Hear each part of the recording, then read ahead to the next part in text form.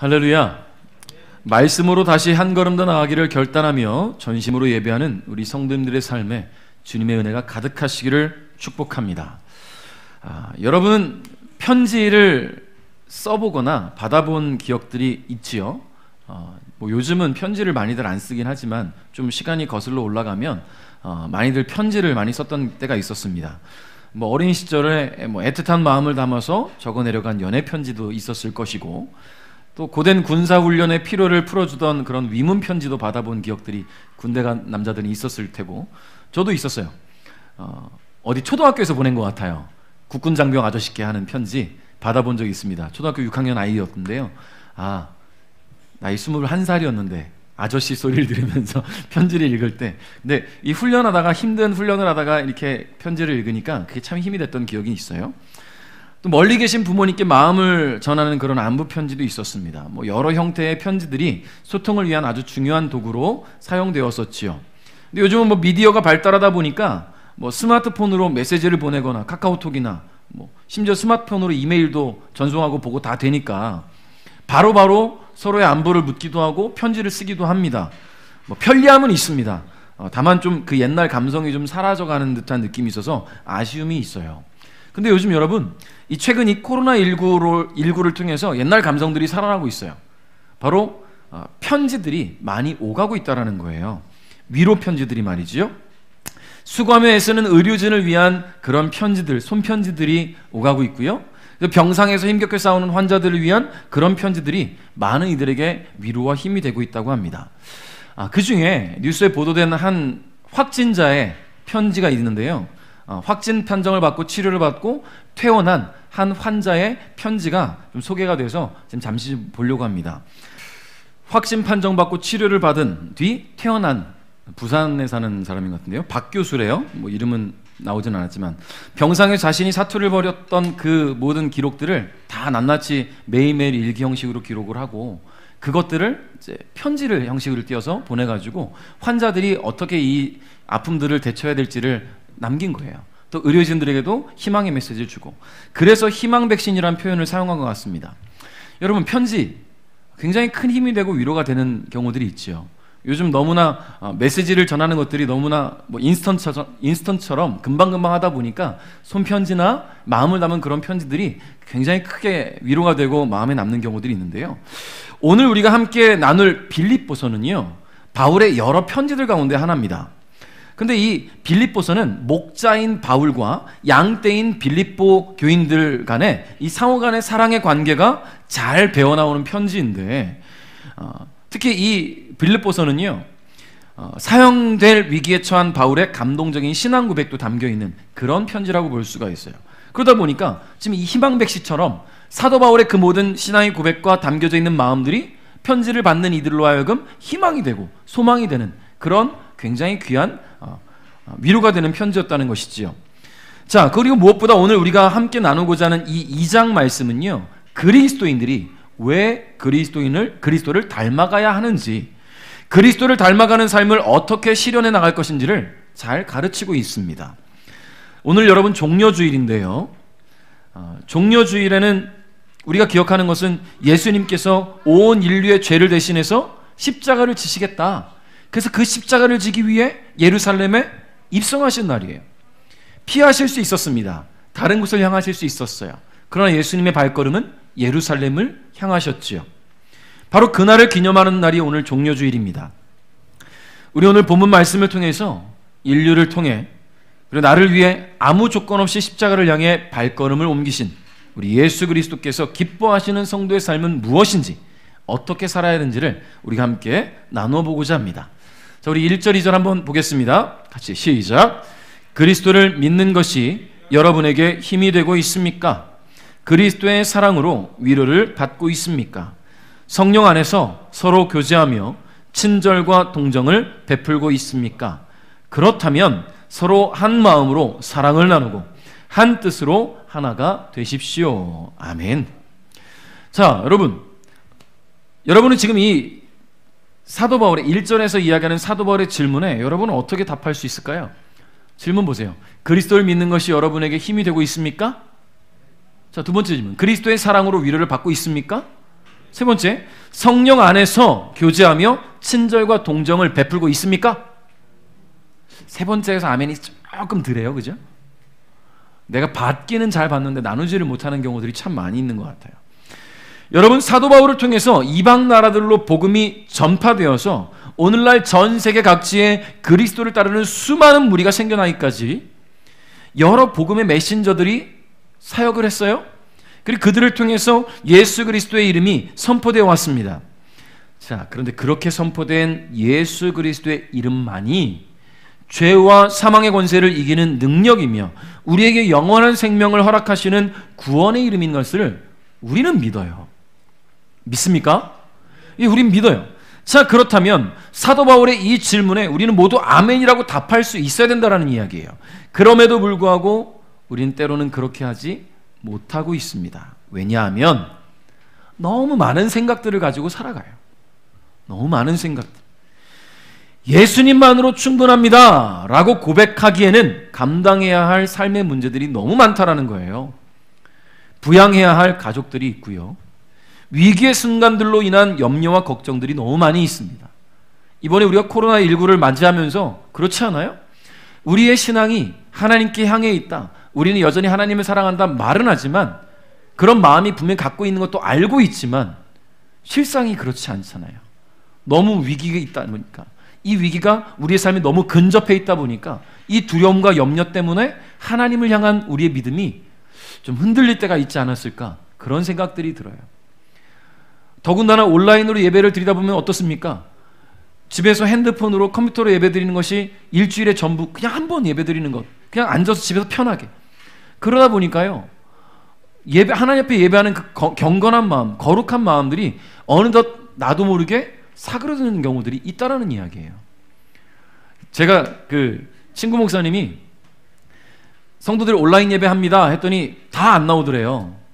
근데 이 사람들이 예배를 제대로 들었는지 모르잖아요, 온라인으로 하니까. 그래서 머리를 썼대요. 요즘은 줌이라는 또 앱이 있는데 실시간 화상으로 대화할 수 있는 앱이에요.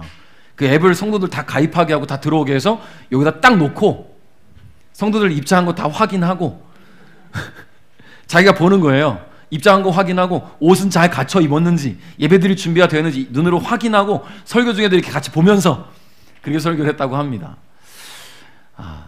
참 신기하게도 그렇게 얼굴 보면서 설교하니까 성도들이 정장 갖춰 입고 집에서 예배드리고 심지어 헌금도 온라인으로 헌금도 하더랍니다. 참 아이러니하죠. 왜 봐야만 될까요?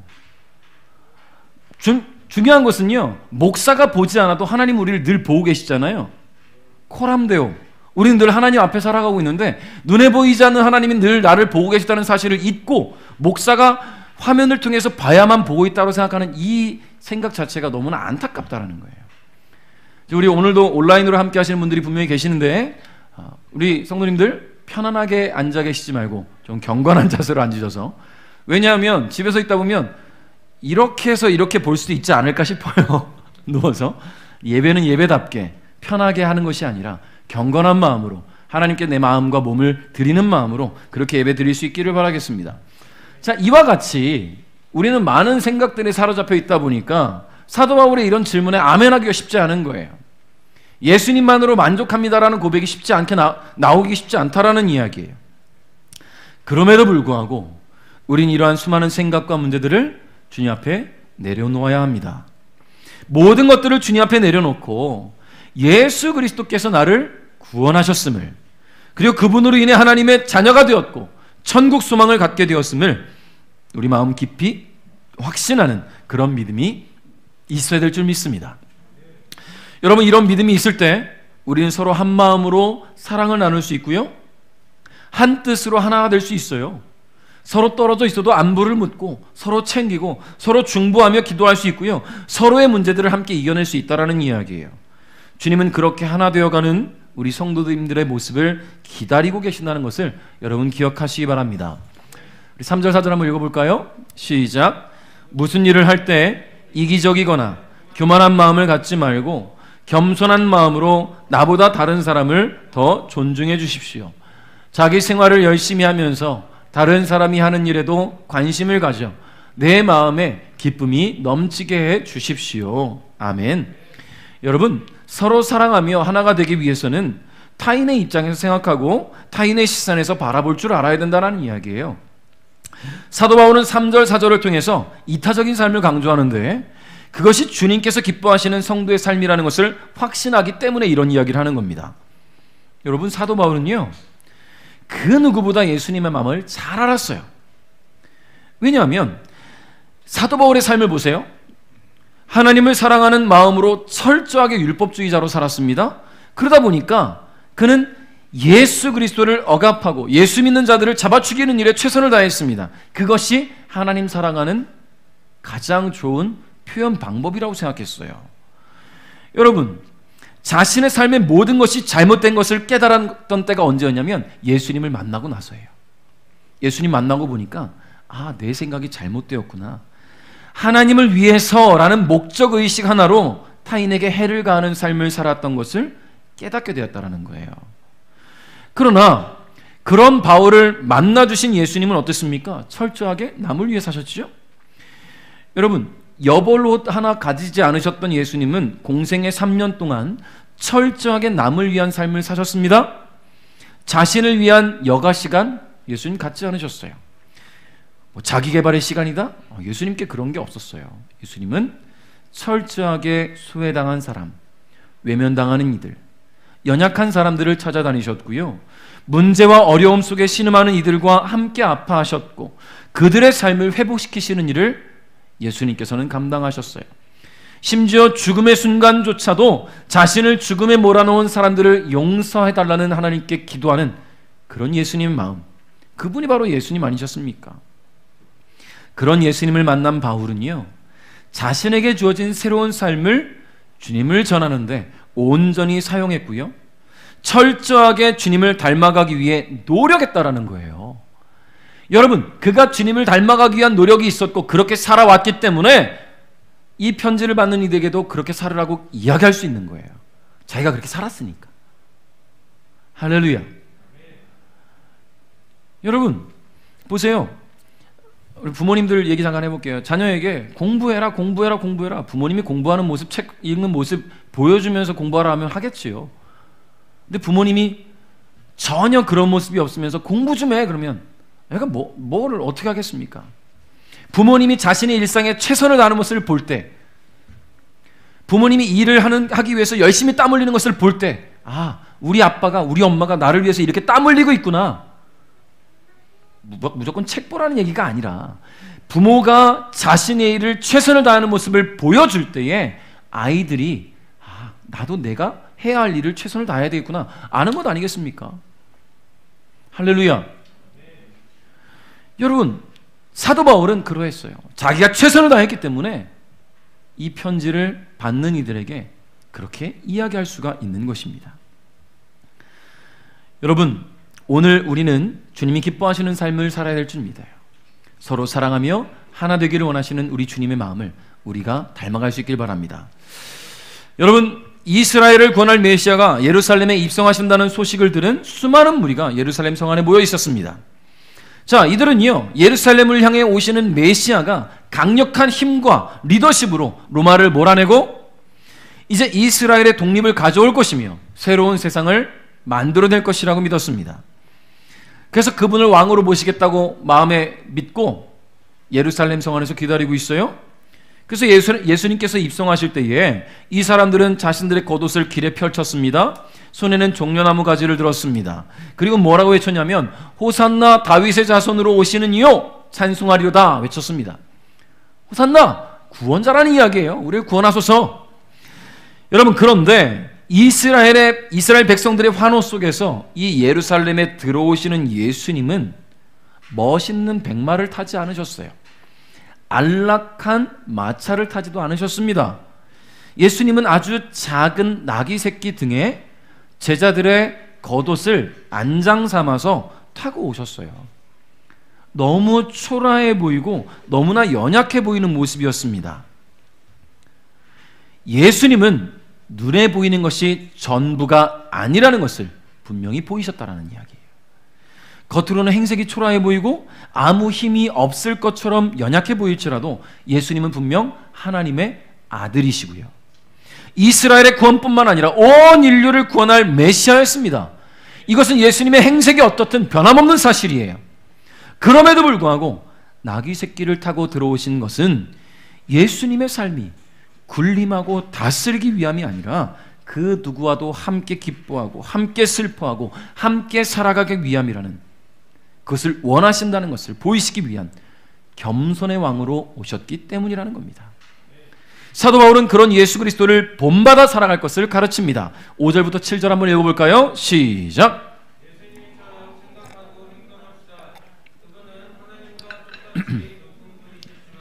결코 높은 자리에 있기를 원하지 않으셨습니다. 오히려 높은 자리를 버리시고 낮은 곳으로 임하셨습니다. 사람의 모습으로 이 땅에 오시고 종과 같이 겸손한 모습을 취하셨습니다. 아멘. 여러분, 예수님은 우리의 구원자일 뿐만 아니라 우리가 어떻게 살아가야 할 것인지를 가르쳐 주시는 스승이시며 실제로 모범을 보여주시는 삶의 모델이셨습니다. 여러분, 구원받은 하나님의 자녀로 살아가겠다. 어떻게 해야 되느냐? 예수님을 닮아가면 돼요. 예수님이 본을 보이셨어요.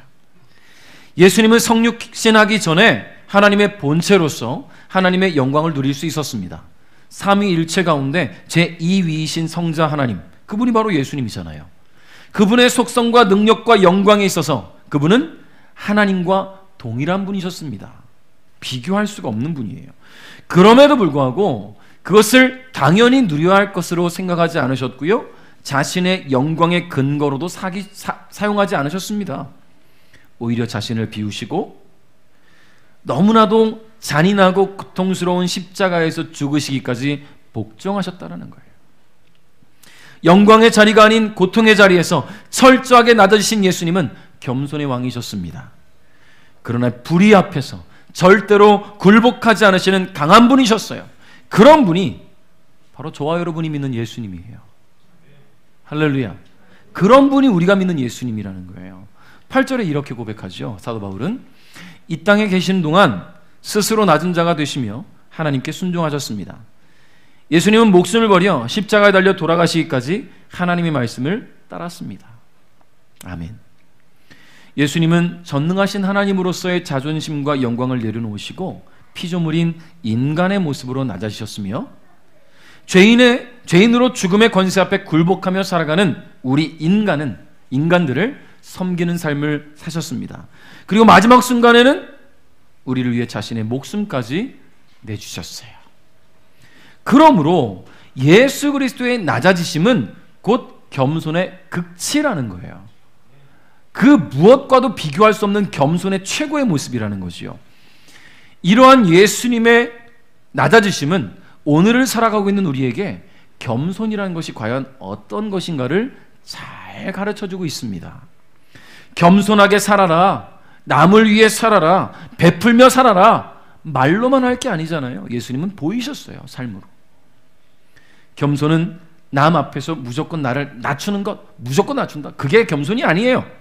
아무리 자신의 힘과 권세가 있어도 그것을 자랑할 것이 아니라 오히려 하나님을 위해, 이웃을 위해 베풀고 나누는 것, 그것이 바로 겸손입니다. 예수님께서 몸소 보여주신 겸손. 그러므로 성도 여러분, 겸손의 왕이신 예수 그리스도를 닮아가기를 주님의 이름으로 축복합니다. 그래서 겸손하고 낮은 자세로 서로를 섬기고 베풀고 나누는 삶을 살아갈 수 있기를 주님의 이름으로 축복합니다. 요즘 젊은이들이 많이 사용하는 단어 중에 플렉스라는 단어가 있어요. 플렉스. 뭐 TV에도 가끔 보다 보면 막 글자 막 써 있잖아요. FLEX. 플렉스. 무슨 뜻인가 보니까요. 원 뜻은 구부리다, 힘을 주다, 근육을 수축시키다, 이런 뜻을 갖고 있어요. 자, 근육을 수축시킨다는 것은 알통을 보여주겠다라는 얘기예요. 그죠? 무슨 뜻이냐면 나를 과시하겠다는 뜻이거든요. 즉 자신을 자랑하고 자신을 드러내는 것을 플렉스라 그래요. 그래서 요즘 젊은이들은요, 나 요즘 뭐 플렉스 했어, 자기가 한 일들을 자랑하고 인스타에 올리고 SNS에 보이고 막 그럽니다. 자, 그런데 우리는 어떻습니까? 특히 우리 어른 세대는요, 자기 자랑하는 걸 그렇게 좀 민망해 하잖아요. 특히 어른들은 더 그래요. 왜냐하면 그게 사회의 문화였었고 그렇게 살아왔기 때문에. 저도 자기 자랑하는 게 뭐 자랑할 것도 없지만 죄송합니다. 자랑할 것도 없지만 자기 자랑하는 게 솔직히 그게 좀 민망해요. 다소 민망함이 있습니다.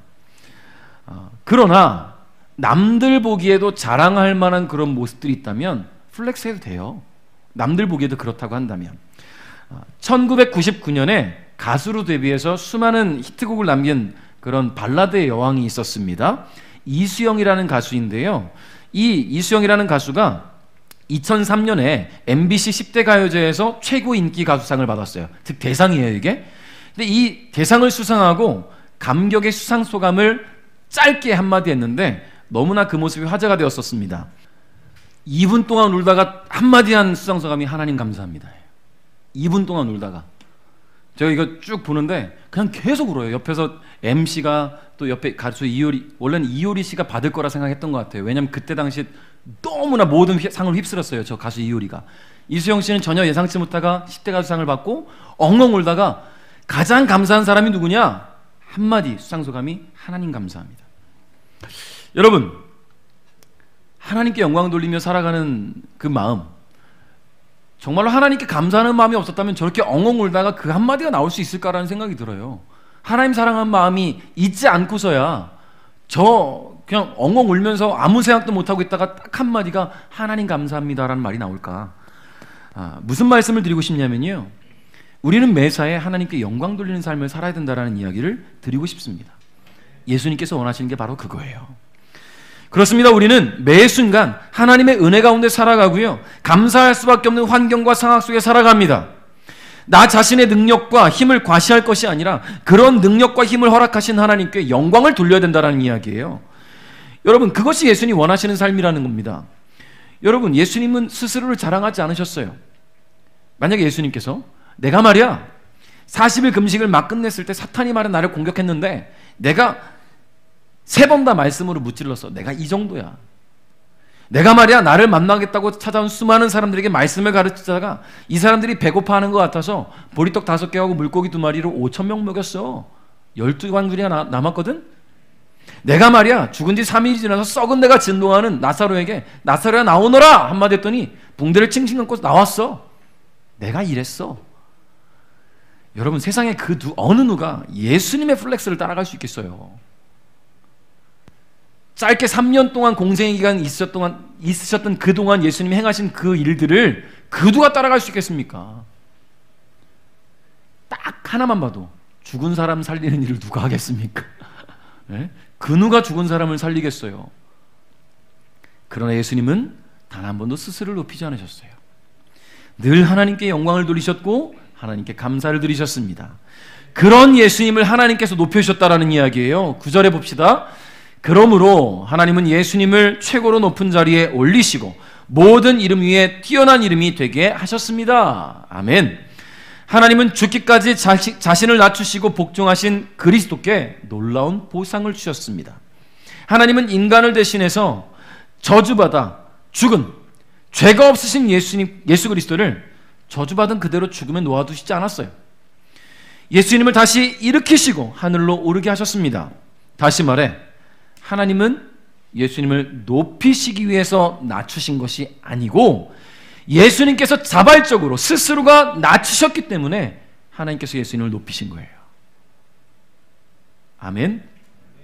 사도 바울은 그런 예수님의 높아지심에 대해서 10절과 11절에 이렇게 설명합니다. 하늘과 땅 위, 땅 아래에 있는 모든 만물이 예수 그리스도 앞에 무릎을 꿇고 예수 그리스도는 주님이심을 선포하며 하나님 아버지께 영광을 돌릴 것입니다. 할렐루야. 예수께서 온 만물을 위해 자신을 내어주신 것을 만물이 기억하고 예수 그리스도는 주님이심을 선포할 것이며 그런 주님을 우리에게 보내주신 하나님께 영광을 돌릴 것이라는 이야기예요. 사랑하는 성도 여러분, 이 모든 것이 하나님의 은혜입니다. 하나님의 사랑입니다.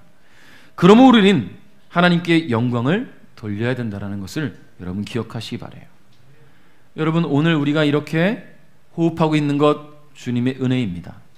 지금 이 순간에도 전 세계 각지에서는 코로나뿐만 아니라 다른 어떤 사고로도 이 세상을 떠나는 일들도 있어요.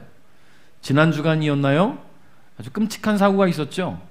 만 13살짜리 아이들이 차를 훔쳐 타고 운전하다가 부푼 꿈을 안고 이제 새내기 대학생으로 알바하며 힘겹게 살아가는 한 젊은 청년을 쳐 죽였어요.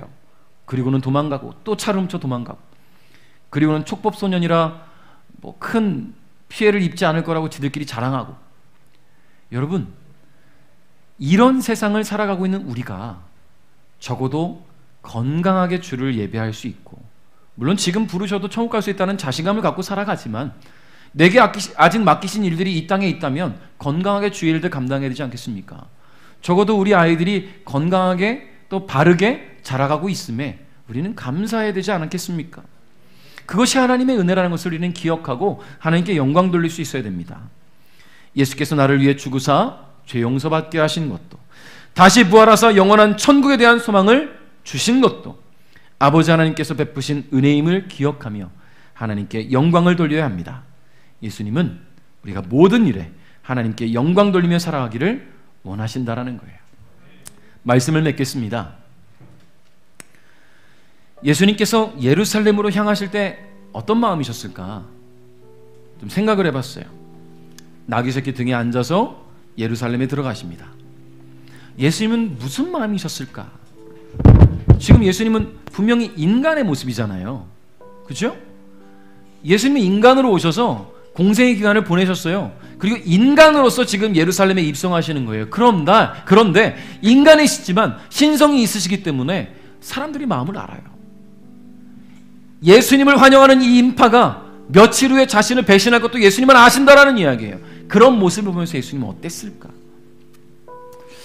참, 마음이 아팠을 텐데, 그럼에도 불구하고 주님은 그 길을 걸으십니다. 그것이 아버지의 뜻이었기 때문에 순종하셨고, 그것이 우리를 구원하는 유일한 길이었기 때문에 주님은 감당하셨어요. 그런 주님께서 우리에게 원하시는 삶을 우리가 살아가야 되지 않겠습니까? 오늘 사도 바울의 가르침을 우리의 마음에 새기고 나를 위해 고난의 길, 십자가의 길을 걸으신 예수님을 본받아 하나님께서 기뻐하시는 삶을 살아가는 저와 여러분이 될 수 있기를 주님의 이름으로 축복합니다.